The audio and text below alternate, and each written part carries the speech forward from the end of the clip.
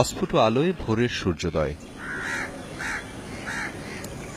কুয়াশার বিষণ্ণ আগমনে সবুজ পাতায় মুক্তোর মতো টলটলে শিশির কিংবা সবুজ অরণ্যে একখণ্ড প্রশান্তি নিয়ে প্রতিদিন জেগে ওঠে আমাদের গ্রাম।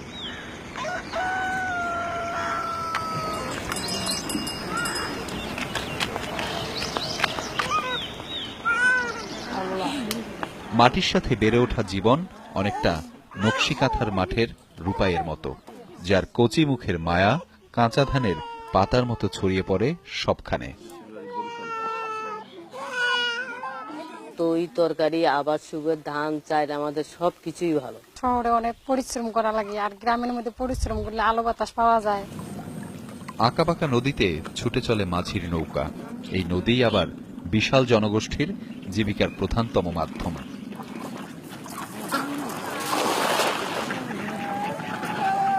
চারপাশের পুকুর, খাল কিংবা বিল যেমন পরতে পরতে সৌন্দর্য বিছিয়ে আছে, তেমনি মজবুত করেছে গ্রামীণ অর্থনীতিও।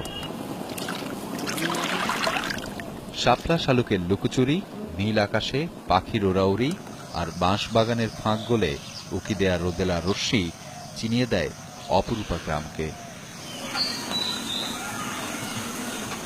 বিলের মধ্যে খুব অযতনে ফুটে থাকা কচুরিপনার সৌন্দর্যের প্রাচুর্যতা গ্রামীণ আবহের আরেক চিত্র। আর উদ্যমী গ্রাম্য শিশুদের ভাবনাহীন সময়গুলো বড্ড আপন মনে হবে যে কারো কাছেই। সূর্যোদয় থেকে শুরু করে সূর্য অস্তদয় পর্যন্ত একদম সবুজ, প্রতি পায়ে পায়ে চলার পথেই সবুজ। সবুজ ফসলের ক্ষেতে সোনালী আভা, চোখ জুড়ানো এমন দৃশ্য স্বনির্ভর দেশ করার স্বপ্নকে বেগবান করে নিঃসন্দেহে।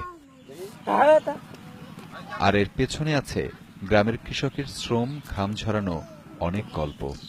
তবুও দিন শেষে ঠোঁটের কোণে তৃপ্তির হাসি, আগামীর স্বপ্ন।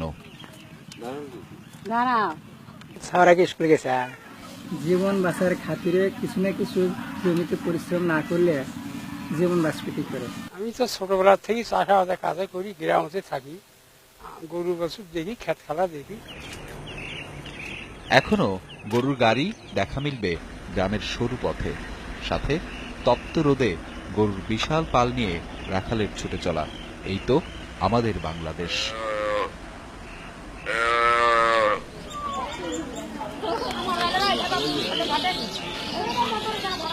গ্রামীণ বিনোদনেও আছে নিজস্ব ঢং।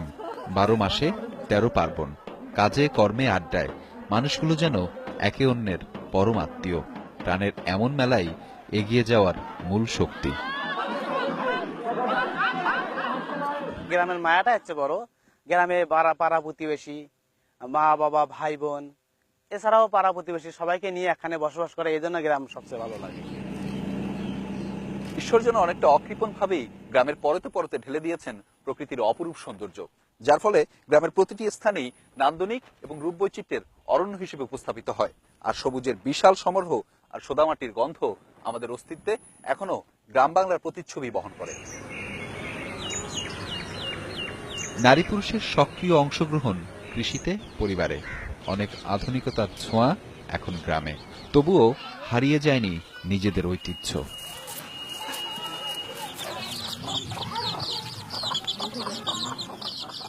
সূর্যের বাড়ি ফিরবার সময় হলে বিকেলের পড়ন্ত রোদ নিমিষে মিলাতে থাকে।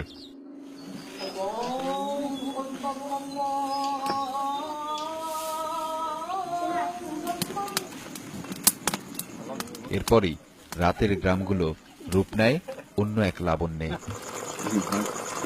নতুন সম্ভাবনার স্বপ্ন নিয়ে আরেকটি দিনের প্রতীক্ষা, প্রত্যাশা সুন্দর, স্বপ্নিক আর নির্লোভ আগামীর। এই তো আমাদের প্রিয় বাংলাদেশ, আমাদের প্রাণের গ্রাম। আহমেদ রেজা, যমুনা নিউজ, সুন্দরগঞ্জ, রংপুর।